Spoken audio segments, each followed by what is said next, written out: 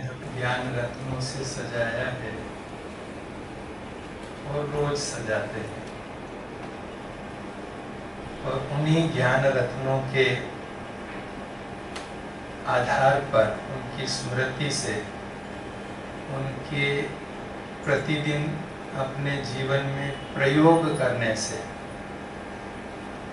हम चिंता मुक्त हो जाते हैं और हमारी खुशी बनी रहती है। दुनिया में आप सभी गृहस्थ में रहते हैं तो अनुभव किया होगा कि कई छोटी छोटी बातों में भी मन को ठेस लग जाती है, कोई बात मन में चुभ जाती है तो चेहरा जो है थोड़ा उतर जाता है, खुशी कम हो जाती है, चिंता हो जाती है और असर खुशी पर आता है। जबकि 21 जन्म की राजाई का पहला जन्म तो यही है हमारा स्वराज अधिकारी का, तो उसमें हमको संपूर्ण खुशी होनी चाहिए संगम के जीवन में। तो मैं आज आपको ड्रामा की 4 विशेषताएं बताऊंगा जिसके आधार पर हम चिंता मुक्त रह सकते हैं और खुश रह सकते हैं। ड्रामा का तो आप सबने ज्ञान सुना ही है कि कैसे ये विश्व नाटक चल रहा है, 5000 वर्ष का कल्प है, हूबहू रिपीट होता है। ये सब तो हमने 7 दिन के कोर्स में ही सुन भी लिया और समझ भी लिया। प्रैक्टिकली उसकी ये 4 विशेषताएं जो अभी मैं आपको बताऊंगा, आपने पहले भी सुनी होगी, फिर भी कई भाई बहनें वो रिवाइज भी करा देते हैं।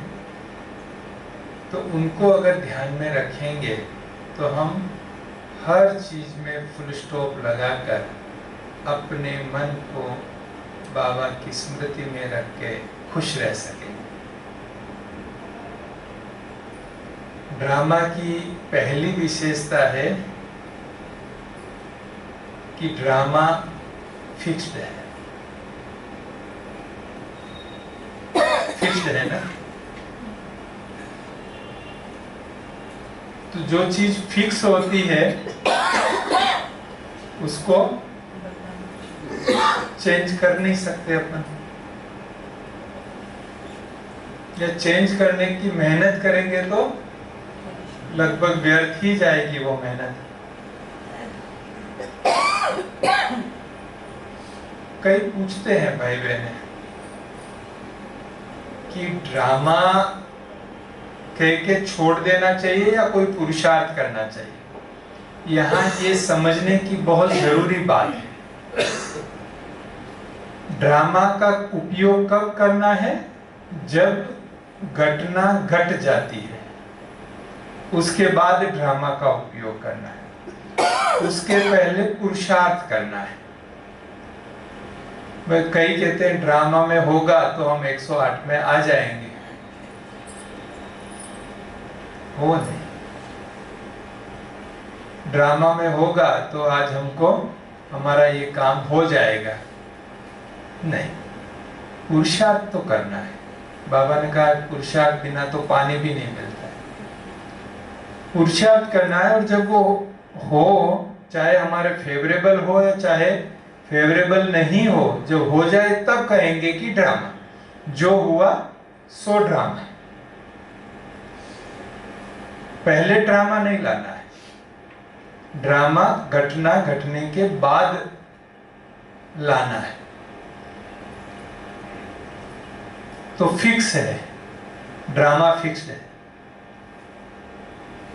अब आप इस कमरे में बैठे हैं और इस कमरे से बाहर निकलना है, तो ये जो दीवार फिक्स है इसको तोड़ के बाहर निकलेंगे या दरवाजे से बाहर निकलेंगे? क्योंकि हमको पता है जो फिक्स है उससे टकराने का कोई मतलब नहीं है, वो हमको नुकसान ही करेगा। जो फिक्स है उससे टकराएंगे तो बेहतर है कि जो रास्ता है उसी से हम आगे बढ़े। तो ऐसे ही हम लाइफ में देखते हैं कि कई चीजें आती हैं हमारे सामने। जब वो हो जाती है हमको अच्छा नहीं लगता है, क्योंकि जैसा हम चाहते थे वैसा नहीं हुई, तो हमको अच्छा नहीं लगता है। तब हमें अपना रास्ता निकालना पड़ता है। वो अटक नहीं जाए हम कि नहीं ये नहीं बदल रहा है तो मैं भी नहीं बदलूंगा। कई बार ऐसा हो जाता है, मन में ईगो आ जाता है, ये बात नहीं मानता है, मैं भी नहीं मानूंगा, फिर टूट जाता है, वो संबंध टूट जाता है, वो डील टूट जाती है, दिल और डील दोनों टूट जाता है। लेकिन जब लगे कि भाई नहीं ड्रामा में यही फिक्स है, तो हम फिर रास्ता निकाल लेते उसका। तो ड्रामा की ये विशेषता हमें पक्की होनी चाहिए कि ये फिक्स है, जो हो गया वही होना था, नथिंग न्यू। तो क्या होगा, मन में जो संकल्प चल रहे हैं उसको फुल स्टॉप लगा सकेंगे, व्यर्थ संकल्प नहीं चलेंगे।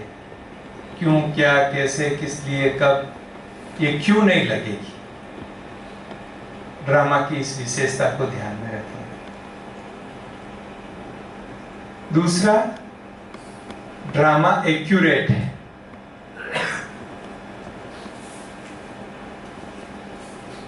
अब फिक्स है लेकिन फिर मन में चलेगा अरे ये भी कैसे ड्रामा बना है, ऐसा क्या पार्ट है इसका, ऐसा तो नहीं होना चाहिए। तब ये ड्रामा की दूसरी विशेषता काम में लगती है कि ड्रामा एक्यूरेट है। एक्यूरेट का क्या मतलब है, जैसा होना चाहिए वैसा ही है। अब ये नाक यहाँ है, यहाँ होती तो अच्छा नहीं लगता, ये यही है, ये एक्यूरेट है। तो जो चीज जहां होनी चाहिए वो वहीं पर है, वो एक्यूरेट है।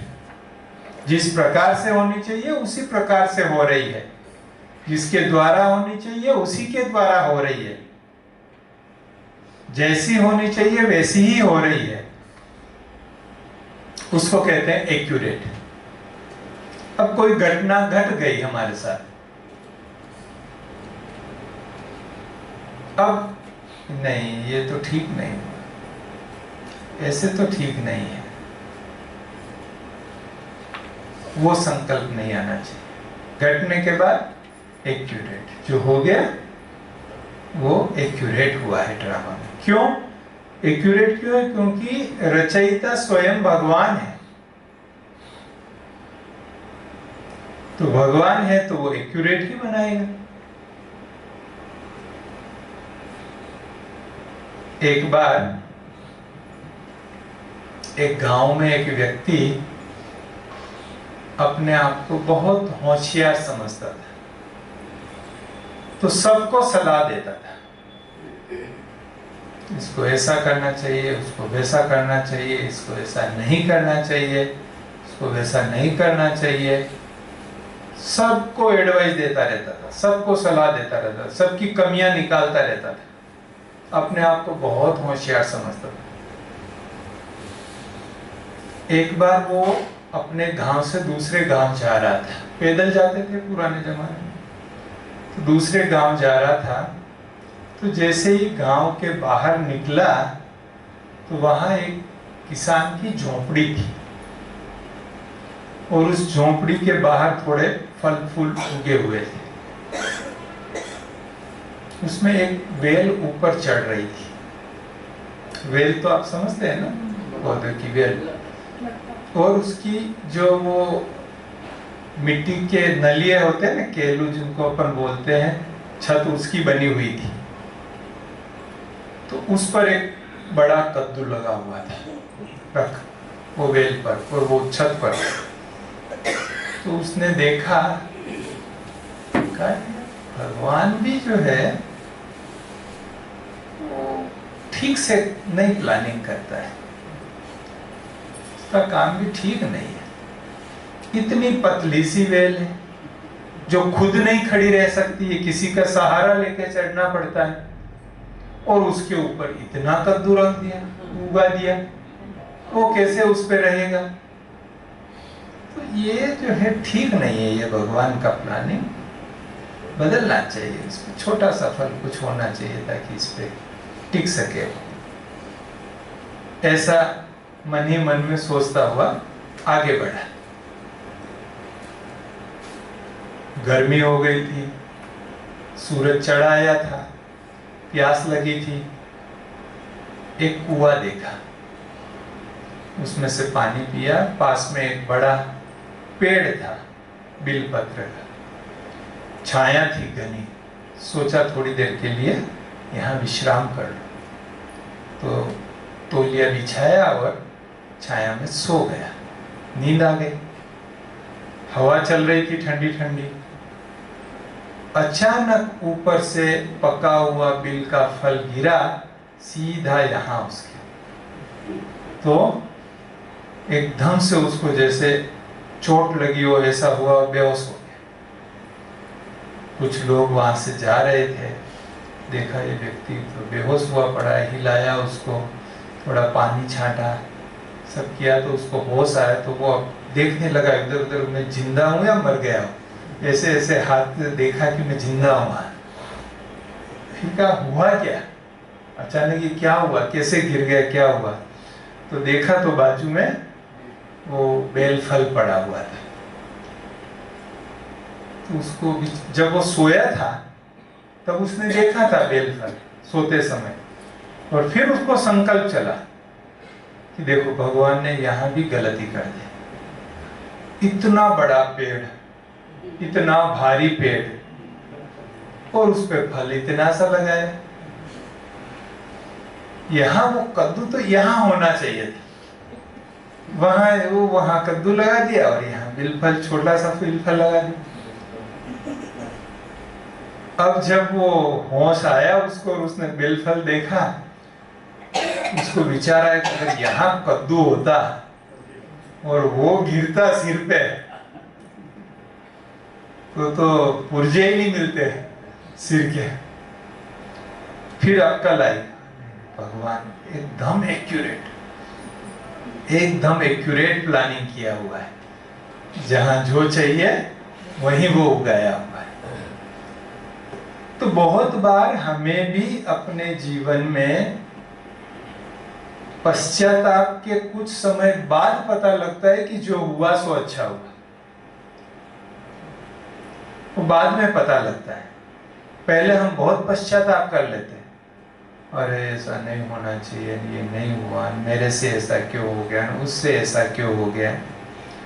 जो हो गया फुल स्टॉप, ड्रामा एक्यूरेट, जो होना चाहिए था भाई एक्यूरेट। एक बार मम्मा के साथ आदरणीय रमेश भाई जी बैठे हुए थे, कुछ चर्चा कर रहे थे। रमेश भाई जी को आप सब नाम सुना होगा, जो हमारे ट्रस्ट के मैनेजिंग ट्रस्टी थे, चार्टर्ड अकाउंटेंट थे। मैं 25 साल उनके साथ मैंने सेवाएं की है। उन्होंने 2017 में देह त्याग किया। तो वो मम्मा के साथ बैठ के चर्चा कर रहे थे, तो अचानक किसी बहन ने आके मम्मा को कोई समाचार सुनाया। तो जो समाचार था वो अनप्लीजेंट था, ठीक नहीं था, फेवरेबल नहीं था। मम्मा ने उस बहन को बोला, यही सत्य है, आप निश्चिंत रहो, यही सत्य है। वो बहन चली गई। तो रमेश भाई ने बोला कि मम्मा ये बात तो ठीक नहीं हुई, फिर क्यों आपने बोला कि यही सत्य है? तो मम्मा ने कहा कि रमेश जी, जो कल्प पहले हुआ था ना, वही अभी हुआ है। इसीलिए ये सत्य है। हम इसको अब अंडू नहीं कर सकते। जो हो गया सो हो गया, और इसको सत्य समझ के हम स्वीकार कर लें। तो ये ड्रामा की ये विशेषता कि ये एक्यूरेट है, ये हमारे व्यर्थ संकल्पों को, नेगेटिव संकल्पों को फुल स्टॉप लगा देगी अगर ये विशेषता हमें प्रैक्टिकल में याद रही तो। रोज बाबा ड्रामा का ज्ञान सुनाते ही हैं मुरली में किसी न किसी पॉइंट के रूप में। तो ये याद रखें कि ड्रामा एक्यूरेट है। भूलेंगे तो नहीं ना? जो भी होगा एक्यूरेट। तीसरी ड्रामा की विशेषता है कि कल्याणकारी है। कल्याण का क्या अर्थ होता है? पॉजिटिव, जो भला करने वाला है, जिसमें सबका अच्छा ही होना है, उसका मतलब है कल्याणकारी। जो फायदेमंद है वो कल्याणकारी। अब आप अपने जीवन पर नजर डालिए। कई जीवन में ऐसी बातें होती है जो हमको हमारे लिए नुकसान कारक होती है, फिर हम कल्याणकारी कैसे समझें? क्योंकि प्रैक्टिकल में तो नुकसान हुआ है, फिर हम कल्याणकारी कैसे समझें? इसके लिए थोड़ी धैर्यता की जरूरत पड़ती है। ड्रामा का कल्याण देखने के लिए पहले तो कल्याणकारी नजर की जरूरत है कि हमारी दृष्टि में ये फिक्स हो जाए कि ड्रामा कल्याणकारी है, तो हम उसकी पॉजिटिव साइड देखने का प्रयास करेंगे। अगर ये फिक्स नहीं है तो हमको नेगेटिव ही दिखाई देगा। देखो ये ऐसा हो गया, ऐसा तो नहीं होना चाहिए था, कितना नुकसान हो गया, कैसे ये हो गया। लेकिन अगर हमारी नजर पॉजिटिव है और ड्रामा कल्याणकारी है, ये हमारी स्मृति में है, तो फिर हम परेशान नहीं होंगे, दुखी नहीं होंगे, विचलित नहीं होंगे, निराश नहीं होंगे। खुशी बनी रहेगी कि नहीं, इसमें भी कोई कल्याण है, कुछ अच्छा होना है।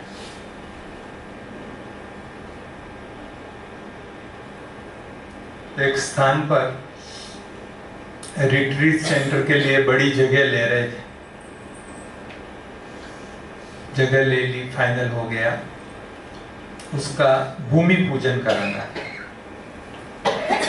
तो बहन जी ने मुझे फ़ोन किया कि भाई साहब, आपने खास जगह लेने में भी हमको बहुत गाइड किया है और आपको भूमि पूजन में आना ही है। और सितंबर की कुछ 22 तारीख या 25 तारीख ऐसा कुछ था कि ये भूमि पूजन का दिन है। मैंने कहा ठीक है, आ जाएंगे। ब्रिजमोहन भाई जी को, आशा दीदी जी को, उनको भी बुलाया था, इनवाइट किया था, फ्लाइट टिकट्स हो गई थी, सब कुछ हो गया। और अचानक 5-7 दिन पहले भूमि पूजन, खूब बारिश, पूरा पानी भर गया। जब पानी भरा तो जो डेकोरेटर था, जिसको मंडप बनाना था, क्योंकि वो तो खेत था, पूरा बड़ी जगह थी, खेत था, तो डेकोरेटर ने कहा कि मुझे कम से कम 7 दिन चाहिए मंडप बनाने के लिए, इतने बड़े एरिया में, और सूखी हुई जमीन चाहिए, तब मैं बना सकता हूँ। अब जब मंडप ही नहीं लग सकता है तो फिर प्रोग्राम होने का तो संभावना ही नहीं है। तो बहन जी का फोन आया मुझे कि देखिए ना भाई साहब, नॉर्मली तो सितंबर में बारिश होती ही नहीं है, देखो इतनी बारिश हुई है जो पूरा पानी भर गया है, अभी वहाँ मंडप भी नहीं लग सकता है, स्टेज भी नहीं बन सकता है, तो कैसे हम प्रोग्राम करें? प्रोग्राम तो पोस्टपोन करना पड़ेगा, कैंसिल करना पड़ेगा। सारी तैयारी कर लिए, टिकटें हो गई है सबकी, गेस्ट हो गए, ये सब सबको कार्ड भी दे दिए हैं। मैंने कहा बहन जी ये आपके हाथ की बात तो नहीं है ना, बारिश को रोकना या पानी को सुखा देना 2 दिन में। कि हाँ वही तो मैं सोच रही हूँ, इसीलिए संकल्प चल रहे हैं। हमने कहा तो फिर स्वीकार कर लो कि इसमें कोई कल्याण है। कहा लेकिन ये हो गया वो। मैंने कहा बस एक ही पॉइंट याद रखो कि ड्रामा कल्याणकारी है, जो हुआ उसमें कल्याण, यही आप याद में रखो। ठीक है, मान गए, क्योंकि ज्ञानी है तो समझ तो जाते ही है, लेकिन दिखाई नहीं देता कल्याण, क्योंकि कल्याण क्या है वो नहीं दिखाई दिया। फिर वो 1 मास के बाद मधुबन आए तो दादी जानकी जी से मिलने गए।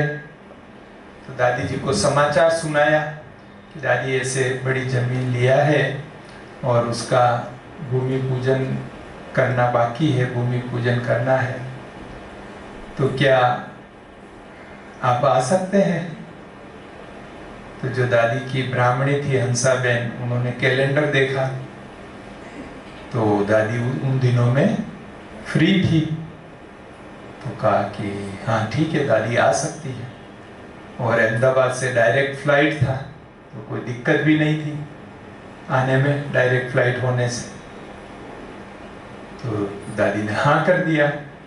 तो एकदम भागी भागी मेरे पास आई और कहा कि भाई साहब दादी ने हाँ कर दिया है भूमि पूजन के लिए।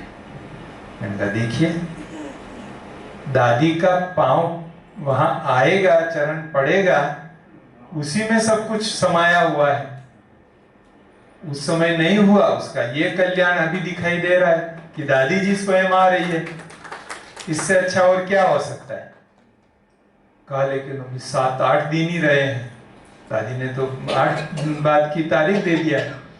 देखो दादी आ रही है तो सब हो जाएगा, आप निश्चिंत रहो, आप जाओ और तैयारी करो, सब कुछ हो जाएगा।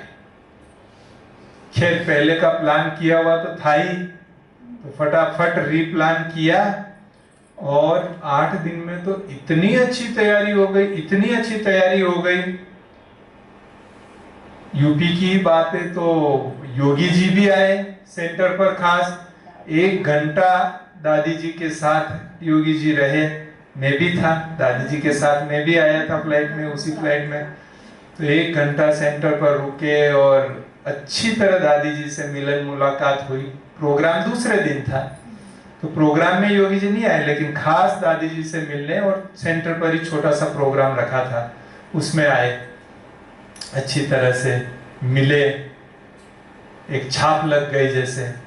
कि दूसरे दिन प्रोग्राम आया, उसमें उप मुख्यमंत्री जी, 2-3 और मंत्री जी, 3-4 IAS ऑफिसर्स, वो बड़े धूमधाम से प्रोग्राम हुआ। जो पहले एक ही मिनिस्टर आने वाले थे, उसकी जगह CM, डिप्टी CM, और अभी डिप्टी CM। अच्छा, और क्या बात हुई सबसे अच्छी कि वहां जाने तक की रोड लगभग 1 किलोमीटर अंदर था, मेन रोड से, हाईवे से, वो रोड पक्की हो गई पूरी उस बहाने, पूरा, ताकि उनके आने जाने का भी सब कुछ अच्छा हो गया।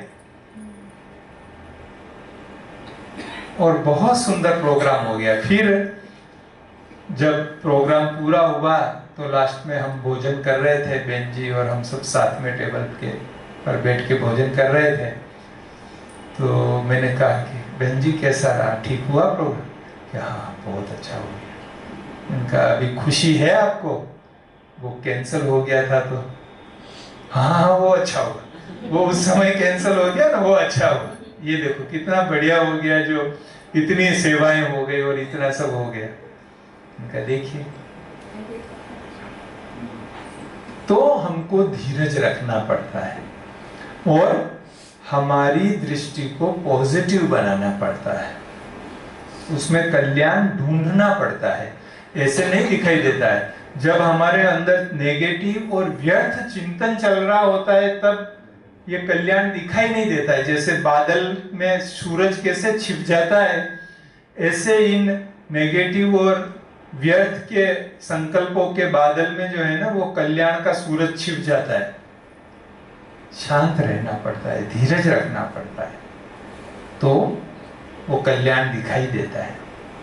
आधा ग्लास आप कहीं गए पानी पीने के लिए, वो लेके आए, आधा ग्लास लेके आए, आधा ग्लास ही भरा हुआ था, तो क्या होगा, दो विचार चल सकते हैं।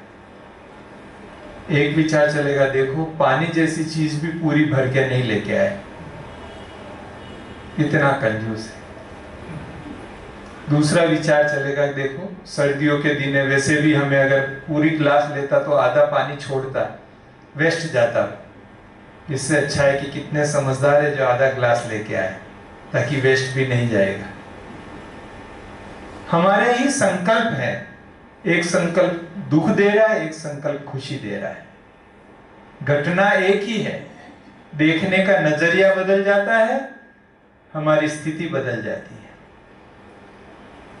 तो ड्रामा की ये विशेषता कि ड्रामा कल्याणकारी है, ये भी याद रखनी चाहिए। और चौथा ड्रामा की विशेषता है कि ड्रामा न्यायी है। न्यायी मतलब सबके साथ न्याय करने वाला है, किसी के साथ अन्याय नहीं करता है ड्रामा। जब ऐसी कोई अनहोनी घटना हमारे साथ होती है, तब मन में विचार आता है कि मेरे साथ ही ऐसा क्यों होता है, ऐसा क्यों हुआ, ये नहीं होना चाहिए था। ऐसे ऐसे विचार चलते हैं उस समय। ये तो बड़ा भला व्यक्ति था, इसने तो जिंदगी में कोई पाप किया ही नहीं, फिर इसके साथ ऐसा क्यों हुआ, ऐसे विचार चलते हैं ना। मेरे बेटे ने के साथ ऐसा क्यों हुआ, उसके साथ ऐसा क्यों हुआ, ये विचार चलते। लेकिन कोई भी भगवान को दोष नहीं दे सकता। जो कुछ हो रहा है वह हमारे ही कर्मों का परिणाम है, चाहे इस जन्म के कर्म, चाहे पहले वाले जन्म के कर्म। 63 जन्मों का कर्मों का हिसाब तो यही चुकतू करना है हमें। जो भी हो रहा है वह हमारे ही कर्मों का फल है। हम ये नहीं कह सकते हैं कि मेरे साथ ही ऐसा क्यों हुआ। जिसके साथ जो हो रहा है, अच्छा या बुरा, वो उनके ही कर्मों का फल मिल रहा है। इसलिए अगर ये विशेषता ध्यान में रहती है तो भी हम निश्चिंत रह सकते हैं। फिर हम दूसरों को दोष नहीं देंगे। ये समझ आ जाएगी कि नहीं, मेरा ही ऐसा कुछ कर्म हुआ होगा जिसका यह फल मिला है मुझे।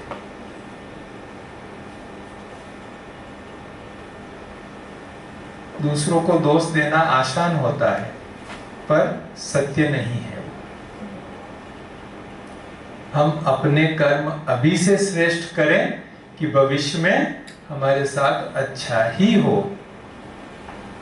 तो यहाँ कर्मों की फिलोसॉफी हमें समझनी पड़ेगी।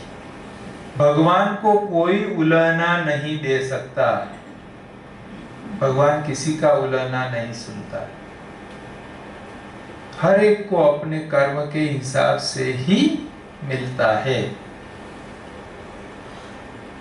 ड्रामा किसी के साथ अन्याय नहीं करता, इसीलिए कहते हैं कि ड्रामा न्यायी है। तो विशेष ये ड्रामा की 4 विशेषताएं कौन कौन सी है, जरा रिपीट कर ले वे। पहला, ड्रामा फिक्स है। दूसरा, ड्रामा एक्यूरेट है। तीसरा, ड्रामा कल्याणकारी है। और चौथा, ड्रामा न्यायी है। अब ये तो याद तो हो गई हमें, डायरी में भी लिख लेंगे जाके, लेकिन प्रैक्टिकल जीवन में याद रखना थोड़ा क्या कहेंगे, करना पड़ेगा ना। देखो, खुशी कब होगी, जब उस ज्ञान की पॉइंट को अप्लाई करेंगे। ज्ञान तो बाबा ने बहुत सुनाया हमें, बात है उसको प्रैक्टिकल अप्लाई करना। एक गांव में एक ब्राह्मण जी थे। तो गांव में किसी की भी यहाँ मृत्यु हो जाती थी तो जाके उनको ज्ञान सुनाते थे। देखो गीता में कहा है, नैनम छिदन्ति शस्त्राणि नैनम दहति पावकम न चैवम क्लेदयन्त्यापो न शोषयति मारुतम्। अच्छी तरह से सुनाते थे, समझाते थे, जो हुआ अच्छा हुआ, जो हो रहा है अच्छा हो रहा है, जो होगा वो अच्छा होगा, रोने की बात ही नहीं है, दुख नहीं करो। ऐसे करके सबको शांत करते थे, सबको शांत आथत देते थे सब। एक बार एक माँ और बेटी उसके घर के बाहर से निकल रहे थे तो अंदर से रोने की आवाज आ रही थी ब्राह्मण के घर में से। तो दरवाजा खोल के अंदर गए तो ब्राह्मण ही रो रहा था। तो कहा कि वो बच्ची ने कहा कि अरे महाराज आप रो रहे हैं, अभी पिछले महीने मेरे पिताजी की मृत्यु हुई थी तो आपने आके कितना हमको समझाया, ज्ञान सुनाया, आप क्यों रो रहे हैं? क्योंकि मेरी बकरी मर गई। अरे आपकी बकरी मर गई, उसमें हमारे पिताजी मर गए, उसमें आपने आके इतना ज्ञान सुना दिया, वो भी अकाले मौत हुई थी और आपकी बकरी मर गई और आप इतना रो रहे हैं? कहा वो आपके पिताजी थे, ये मेरी बकरी। तो ज्ञान तो बहुत है सभी में, अच्छा है प्रैक्टिकल में धारण करने की। और पद उसका ऊंचा होगा जिन्होंने ज्ञान को धारण किया, स्वरूप में लाया, उनका पद ऊंचा होगा। तो हमें ये प्रैक्टिकल धारणा करनी है, इन सब पॉइंट्स की धारणा करनी है। तो चिंता मुक्त रहना है, सदा खुश रहना है। तो ड्रामा की ये 4 विशेषताएं सदा स्मृति में रहे। अच्छा, ओम शांति। बहुत खुशी हुई बनारस आए हैं और आप सब 84 जन्मों के संबंधी है ना सभी। 84 जन्मों के संबंधियों से मिलने की बहुत खुशी हुई है हमें। बहुत सुंदर फुलवारी है, हमारे डॉक्टर युगल जी ने बहुत अच्छी सेवाएं यहाँ करके बहुत सुंदर उपवन बनाया है जिसकी खुशबू चारों ओर फैल रही है। ओम शांति।